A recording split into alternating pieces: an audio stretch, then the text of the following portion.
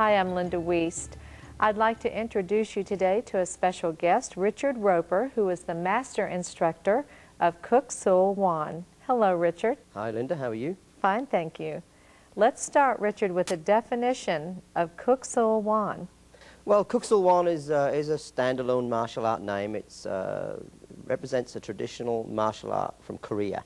Unlike many martial arts from the Japanese part of the world, the karate styles is a softer movement, more flowing, more distinctive with the Korean culture. So Kuk Sool Won is named for the traditional Korean martial art.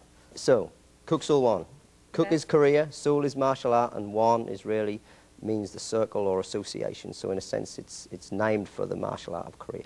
Now, that's also the name of your business here in the area. Yes, well, we're called Kuk Sool Won of Kingwood, as the words Kuk Sool Won are a registered trademark now. We use it as a non-generic term. So yes, we are the Kuk Sool Won School of Kingwood, and we're over here on Highway 59 right by Luby's. Let's talk a little bit about your history. Let's go back to where you're from and how you began your career in martial arts. Well, as you can tell, this is not a Texas accent. So actually, I'm originally from England, a small city on the east side called Norwich. I don't know if many people from this part of the world would be familiar with that area, but certainly during World War II, there was quite a lot of activity as far as the Air Force and American Air Force were based in that region, and down in Ipswich, so people may know that area. But yes, I'm originally from there, and that's where I started martial arts. There was a large Korean community where I came from, and that's how I became involved in Kuk Sool Won. Did you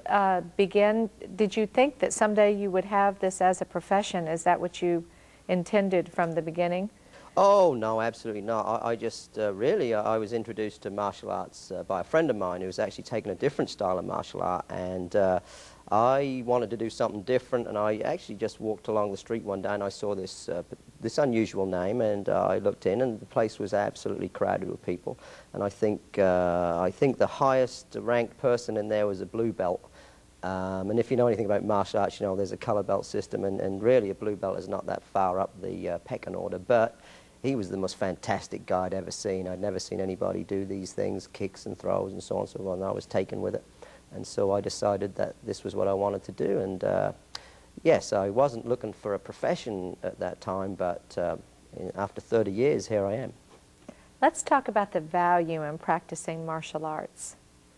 Well, for me, the value has been it's given me direction in life, and it's obviously a lifestyle activity. But for the people who come to martial arts, everybody has their own reasons, and I'm sure most of them are fitness and self-defense and so on and so forth. But I like to think of martial arts, like I said, as a lifestyle activity, and I think it's beneficial in all sorts of ways, not only from the physical sense, but also from the physiological and psychological well-being for people. It gives them confidence, it gives them self-esteem, and it gives a lot of people a feeling of self-worth and value. And so there's more to martial arts than just self-defense, I think. What about if a parent walked in with a child and was looking for something to work with them with a discipline problem? How would you help with that?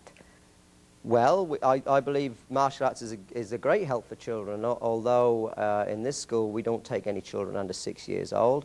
The reason is that I like the children here to be already familiar with the social order, like they're already at school and they're dealing with other children, and also that they are learning to deal with adults in authority. That gives me the opportunity to reinforce those values and for me to teach them a martial art.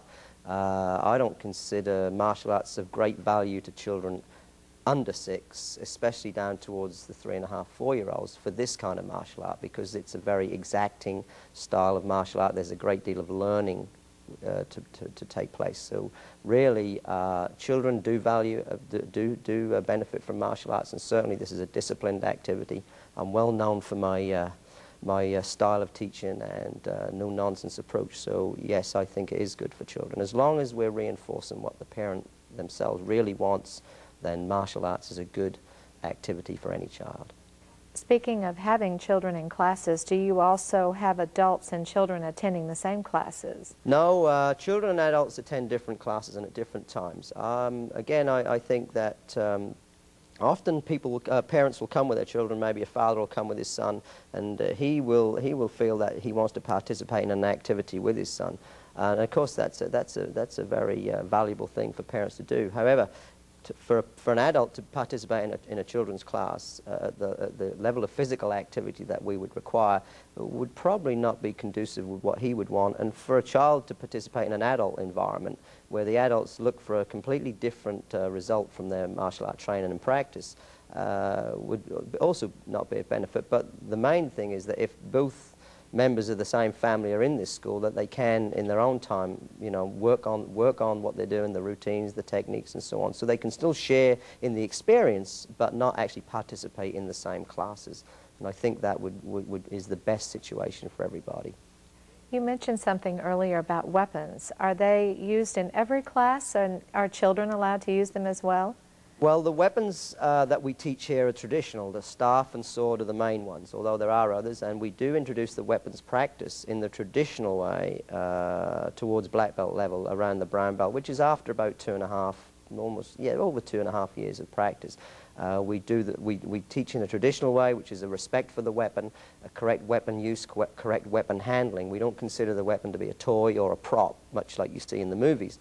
It's a very exacting practice. It's repetitious, and it needs a lot of mental concentration to develop correct weapons technique. So we wait a while until the student is well practiced in the empty hand and is, let's say, the disciplines involved in using weaponry, and then we allow them to start doing it. And so we start with the basic training, and then we move up. And I understand there's something very special about those weapons that you have.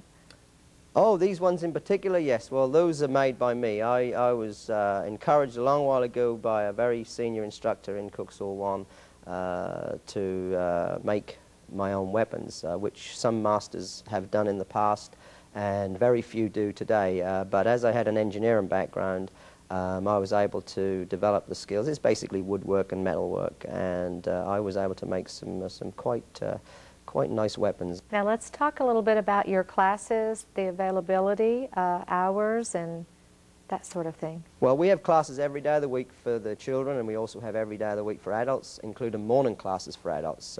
Actually, we offer more classes for adults during the week than we do the children. But we do offer various classes in terms of beginner classes, advanced, and all ranks classes. But adults have a choice of 9 classes a week, and children have a class available to them every day of the week. So we do run over about 25, 26 classes a week here.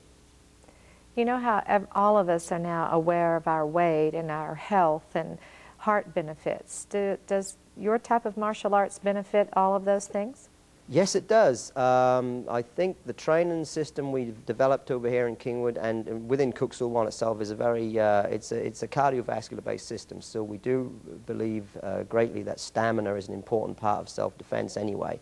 I mean, consider the situation that if you are in need of self-defense, and you may know a few tricks, but you know, if you can't distance yourself from your attacker, you know, like 100 yards within so many seconds, then really, you know, if you aren't fit enough to make a 100-yard dash, you're really not fit enough to stay around and fight your way out of trouble. So I always feel that fitness is the key anyway. If you really are interested in self-defense, then maintaining a good, strong body, stamina-wise, strength-wise, is very important. It's not enough just to know a few flips and throws. It just doesn't work that way.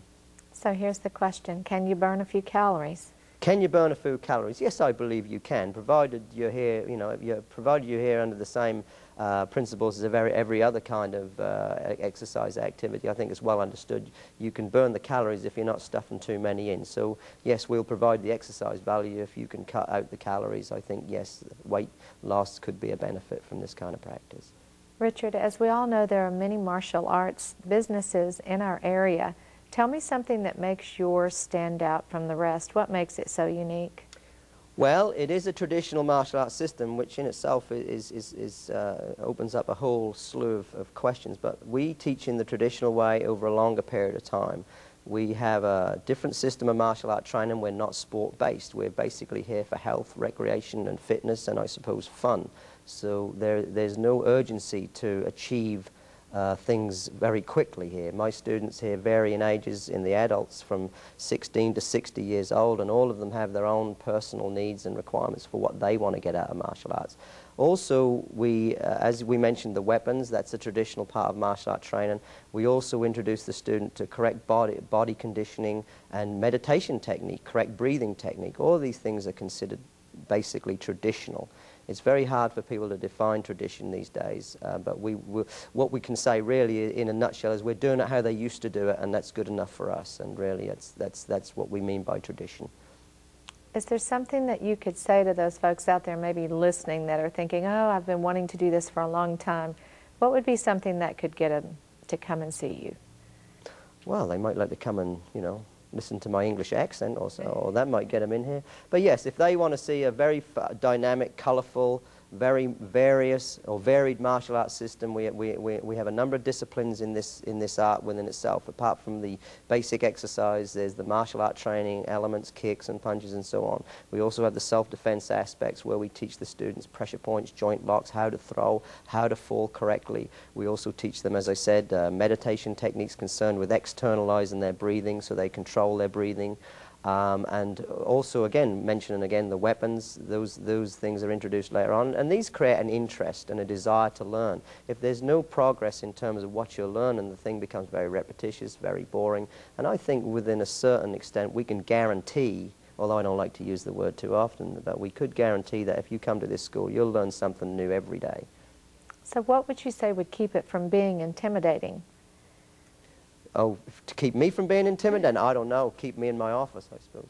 Now, basically, I don't believe martial arts should intimidate people. I think, and we've found these days, I mean, in the old days, when I first started in martial arts, most of the students were probably young men, 13, 14, 15 to 30, 35 years old. There were very few young children and there were very few women. And so as time has gone on, and I did start my martial art career in England, but I think it's much the same as America. Martial arts became very commercial, became very aimed towards just children. I think the media has done no great service to martial arts with Ninja Turtles and Power Rangers. I don't think it's done us any good at all. It's made us almost a cliched, almost a cartoon of the real world. And so I personally want to maintain the stance that we're not in that world. And so, yes, and we've found women have come forward in great numbers these days. My school has about 20% of the adults in this school are women, and a great number of my black belts are women here. And I support that because I believe women do have a place in the world, in sport and on all other pursuits. And martial arts is one where I believe they can do very, very well and have proven that they can. So, yes, I don't think we're intimidating at all. I think we should. I think we have enough of a spectrum in terms of the adults, a broad spread to say that we're attractive to anybody. Well, I would hope that people have enjoyed listening and hearing about your business as much as I have today. And it was a pleasure being with you. Well, thank you. And look forward to seeing you again.